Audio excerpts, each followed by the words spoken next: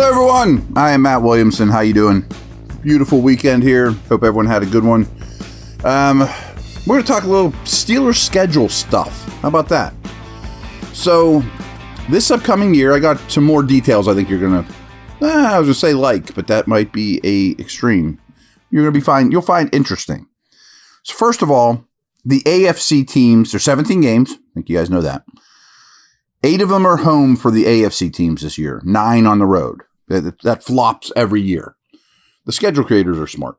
Anyway, so it's a tough year for the Steelers in general in that they have one more road game than they do home game. Obviously, that's true for everyone in the division and everyone in the conference. The Steelers also play the AFC West this year. Chiefs, Chargers, Raiders, Broncos. Frankly, I think the Raiders and Broncos are going to be horrendous, and the Chargers are going to be bad. The Chiefs are great. And the NFC East, Eagles, Cowboys, Giants, Commanders. Giants and Commanders don't look very daunting. Cowboys took a step back, it sure looks like. Now, what we don't know, of course, is when these games will take place. But we do know against who, and we do know where. So at home, the Steelers will play the Ravens, the Bengals, the Browns. Of course. But that's no walk in the park. They will also at home play the Cowboys, Chiefs, good, Chargers, Giants, and Jets. On the road, the team will also face Baltimore, Cincy, and Cleveland, of course. On the road, they play the Falcons. They go to Denver. That's one to keep an eye on. I really hope that's not one of the first 2 weeks of the year because fatigue sets in very quick in the high air of Denver early in the season.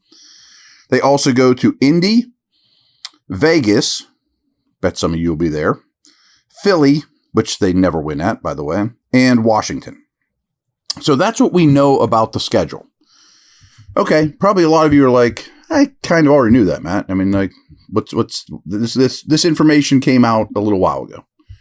However, what is new information is strength of schedule. Now, this made me insane for years.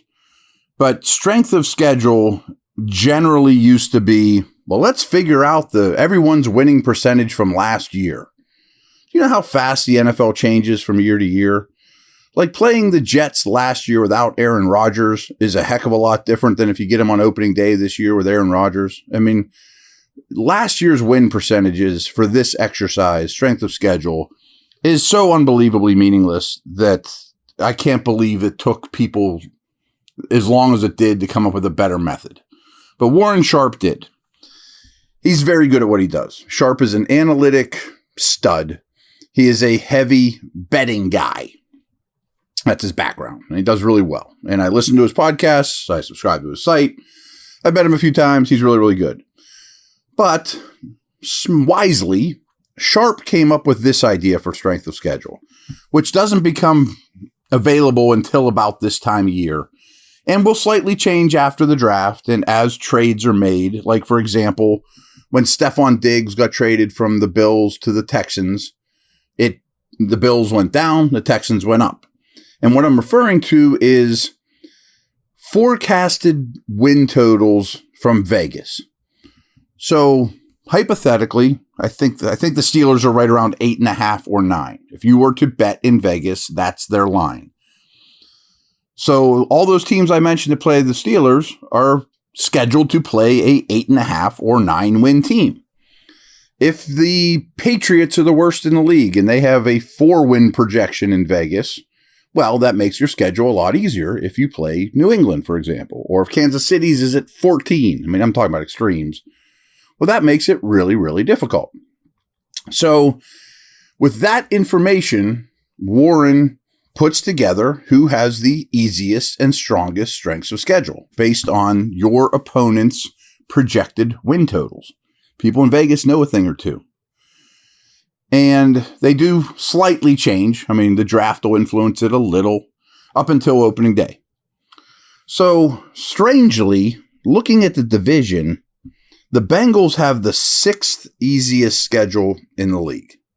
The only people easier than Cincinnati are New Orleans, the Jets, the Bears, And then the Chargers and Falcons have like by far the easiest schedule in the league.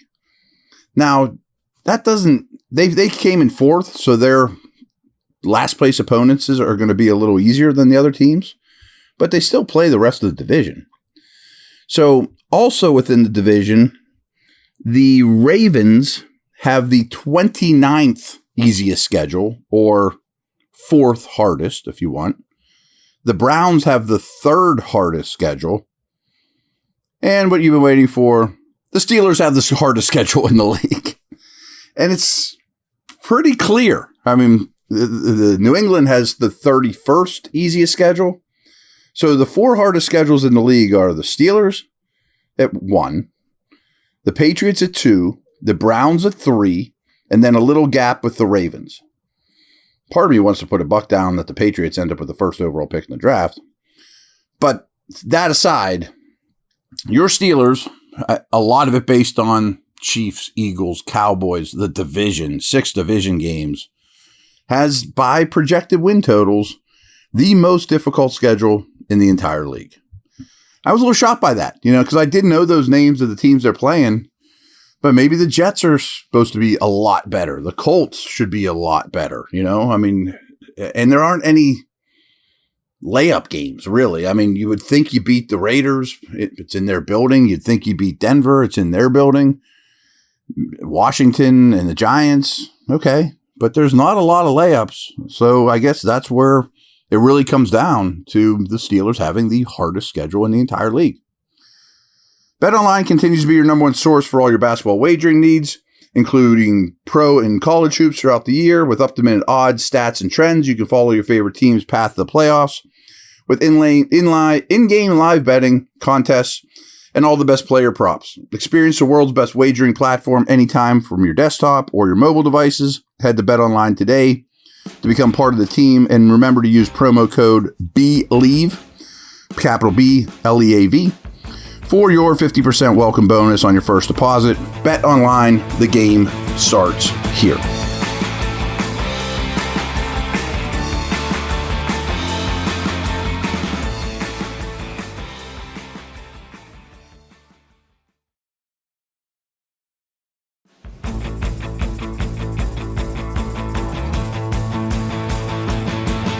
So, hope that's not too discouraging news about the Steelers' schedule being the most difficult in the league. And again, it'll change a little, but it's not going to be the 20th easiest. Maybe it'll be the 30th or something like that after the draft, after some quarterbacks land, maybe a trade or two. But brutal, but that's not uncommon for AFC North / Steelers. I also think with one thing that matters in that equation too is every other team in the division is projected to win more games than the Steelers. So it helps Cincy that they're playing the Steelers more than it helps the Steelers that they're playing Cincy. You see what I'm saying? But Steelers also were very successful in the division. One little thing I want to throw out there that is nerdy, but there's been so much center talk, Steelers center position, that here's one little thing I want you to consider. So, fifth-year options. They're a good thing. They're not a wonderful thing. They're not as team-friendly as people think or that they used to be, very honestly. So the Steelers are likely going to pick up Najee Harris's fifth-year option, and that's going to cost them, I think, $6.6 million. Okay, running backs are cheap.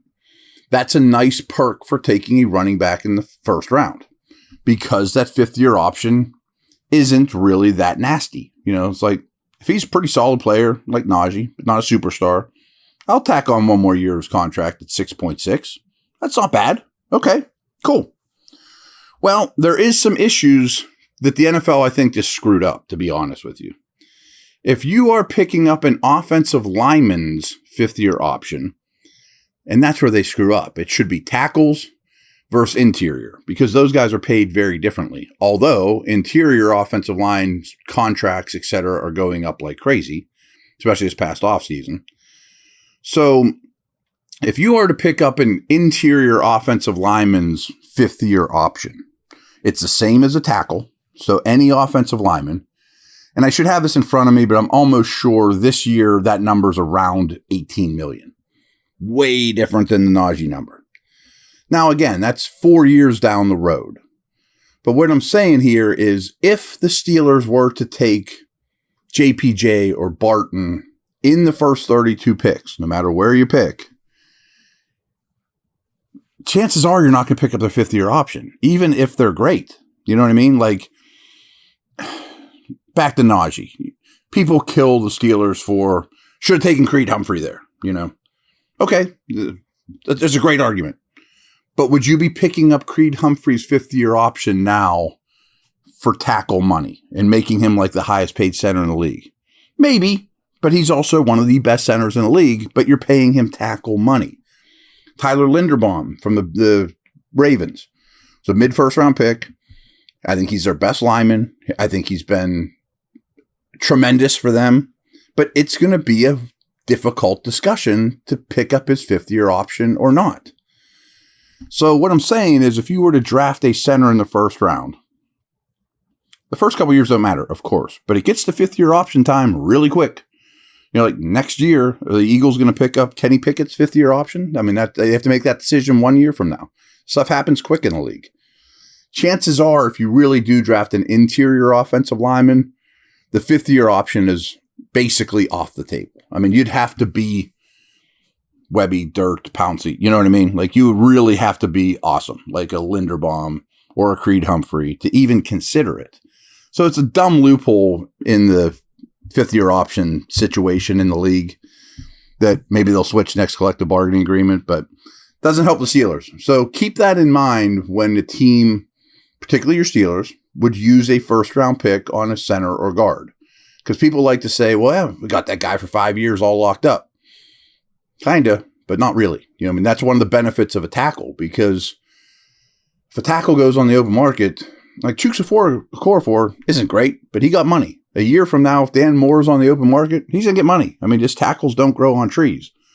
So Broderick Jones, when his fifth-year option comes up, if he's the 20th best tackle in the league or the 30th best tackle in the league, it's good, not great, you know.